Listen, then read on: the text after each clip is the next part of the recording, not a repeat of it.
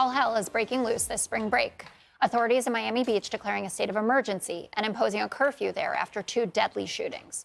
But the lockdown still didn't stop the mayhem. Shops got trashed and rowdy partygoers were seen jumping on cars.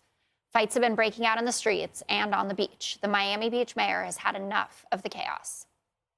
We don't want spring break. We don't ask for it. We endure it. We have an enormous police presence. The 2 shootings that you referred to, there were police on the scene within seconds. Arrests were made within minutes, but it's still not deterring the misbehavior. Jesse, what do you think has changed in the culture of spring break? Because it used to be the big fear was alcohol poisoning, right? That parents were afraid their kids would just drink too much and have to go to the hospital. This is, you end up dead. And some of the violence looks gang or drug related. That one shooting looked targeted to me. It's like a point blank shot to the head, and then they put him down on the ground with extra shots. There was something going on there. Miami Beach is a new destination. It was never that when I was growing up. It was the Fort Lauderdale, it was Daytona, Panama City. So now Miami Beach has a real problem, and they're just going to ruin it for everybody. No one else is going to go to Miami Beach if people are just lying in a pool of blood.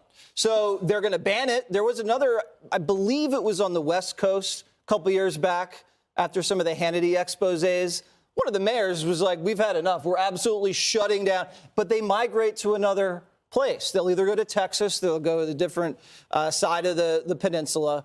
But you just have to stop attracting so much heat.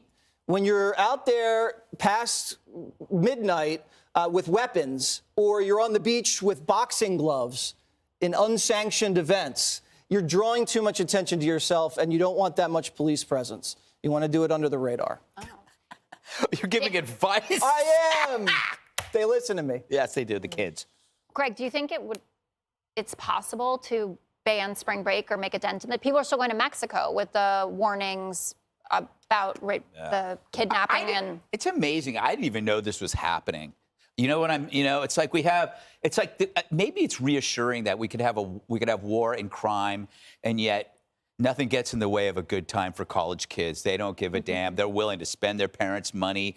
Spring break was hell without this. It never looks like fun to me. It's like, and it's weird. Who needs the break? Why do students need break to go from playing beer pong at ASU to playing beer pong in Miami? I mean, their parents deserve the spring break, not them. Let them do the Jell-O shots, not these losers. I think they need to have to come up with a new spring break, something that's different. Maybe it needs a little more risk, a little more danger. My spring break, like all good spring breaks, have bad memories. Did you notice that? Like, I remember when I was in Mazatlan, a local told me to go, me and my 3 buddies, to go to this bar, and didn't tell us it was a gay bar. And so we were like 18 years old, sitting there drinking Coronas out of a bucket, and these guys, middle-aged guys, were dancing around us. And I just thought it was a custom. And you stayed all night long. Oh, I didn't have to pay one night for my hotel room. Dana, what do you think? I think that kids should really listen to that. Thank you. I mean, that is really great. Well, the other thing that's happening in Miami right now is the Miami Open is going on, and Novak Djokovic isn't allowed to come in and play because of the stupid COVID rules, and yet the spring breakers are bringing guns to the party. And they confiscated 70 guns already. And I felt for the mayor today because the businesses are mad at him because they don't want to have a curfew at midnight, because that's when people are making all the money into the wee hours of the morning. But he said you have to have law and order, so they're in trouble. I also noticed, the Mexicans are now, Mexican president and his government are paying a PR firm to try to deflect blame about the fentanyl crisis from them. Oh, good. And saying that Americans don't hug their children enough, and that's why this is happening. They could have the cartel's PR person maybe help out with that. Yeah, Judge? they don't hug their kids enough, and therefore they need fentanyl, and then they die. It's their fault. Exactly. I think that we're all making an assumption. And we're all assuming that these are college kids on spring break. I've been down in Miami. I think it was 2 years ago. I don't believe a lot of them are on spring break. I think there are a lot of young people, maybe not so young, maybe not college age, who go down there just for trouble, just to fight, just to show their wares or whatever it is. And, we shouldn't be so, these are kids, just blowing off steam, getting drunk anymore. That's not what this is. This is anarchy and chaos. 70 guns in 1 week in one city and 2 dead. I can't even imagine the number of rapes, the number of overdoses, the number of people that have been involved in assaults that they can't even remember.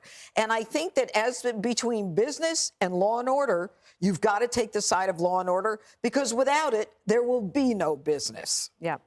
Hi, everyone. I'm Brian Kilmeade. I want you to do me a favor. I want you to click to subscribe to the Fox News YouTube page. This is the only way that I know for sure that you're not going to miss any great commentary, any great news bites, any great interviews coming your way on Fox. You can get it all here on YouTube. So subscribe right now.